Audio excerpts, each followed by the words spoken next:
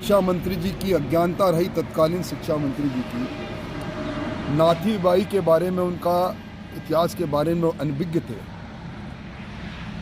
बाडेसर गांव की रोहट तहसील की नाथीबाई, उनके बारे में किदवंती चली आ रही है कि उनके घर में जो कोई भी ज़रूरतमंद जाता था, भरपूर अन्न और पैसों से मदद करती थी। कोई मददगार बिना मदद लिए आता नहीं था।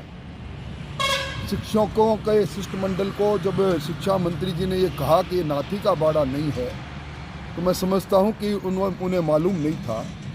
और अब चूँकि नाथी का बाड़ा उनका तकिया कलाम हो गया, इसलिए उनके घर के बाहर अगर नाथी का बाड़ा किसी ने लिख दिया तो ये कोई अपमानजनक टिप्पणी नहीं है। मेरे घर के बाहर भी कोई नाथी का बाड़ा लिखता है तो सम्मान की बात है।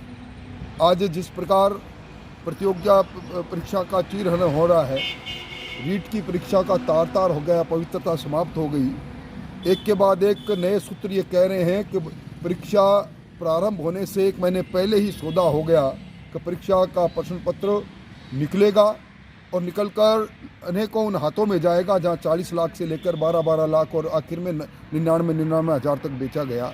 ये पहली परीक्षा नहीं है। इस सरकार में पेपर माफिया ने सरकार को अपने शिकंजे में ले रखा है। राजीव गांधी स्टडी सर्किल, जिसके रहनुमा हमारे मुख्यमंत्री जी खुद जिसके हैं, पैटर्न है, उनसे जुड़े हुए लोगों के हाथ में रीट की परीक्षा का पूरा प्रबंधन देना और उसके बाद सारी बात सामने आ जाना कि किस प्रकार माध्यमिक शिक्षा बोर्ड के अध्यक्ष जारोती ने, उन्होंने एक निजी व्यक्ति को, पारासर को, जयपुर के जिले में और राजधानी में अंदर शिक्षा कोऑर्डिनेटर बनाया।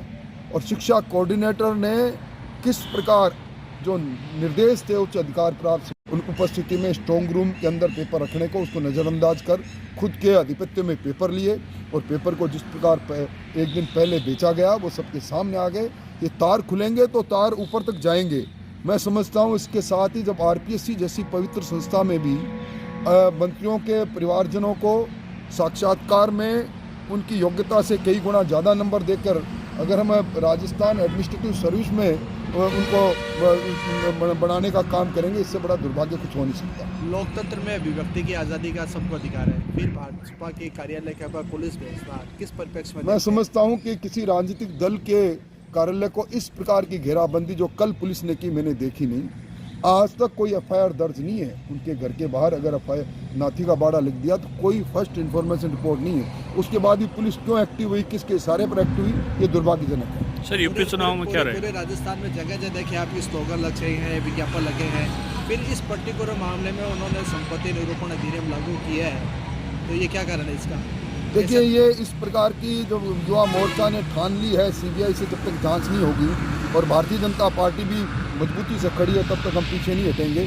इसलिए आंदोलन को कमज़ोर करने के लिए वो पुलिस का सहारा लेने की कोशिश करेंगे, इससे हम घबराएंगे। गहलोत साहब योगी पैटर्न को लागू करने से रोक रहे हैं कि जो गहलोत साहब ने आज से 1 साल पहले कहा था कि मैं परीक्षा के अनुचित प्रयोग के लिए संशोधन लेकर आऊँगा, प्रावधानों को सजा और उस प्रावधानों को सख्त करूँगा। आज तक उन्होंने कुछ किया नहीं। गहलोत साहब जो कहते हैं वो कभी करते नहीं। सर, यूपी चुनाव को लेकर क्या रहे? निश्चित तौर पर यूपी के अंदर जिस प्रकार का वातावरण बना हुआ है, भारतीय जनता पार्टी पिछले बार जितने बहुमत से ही जीत कर आएगी।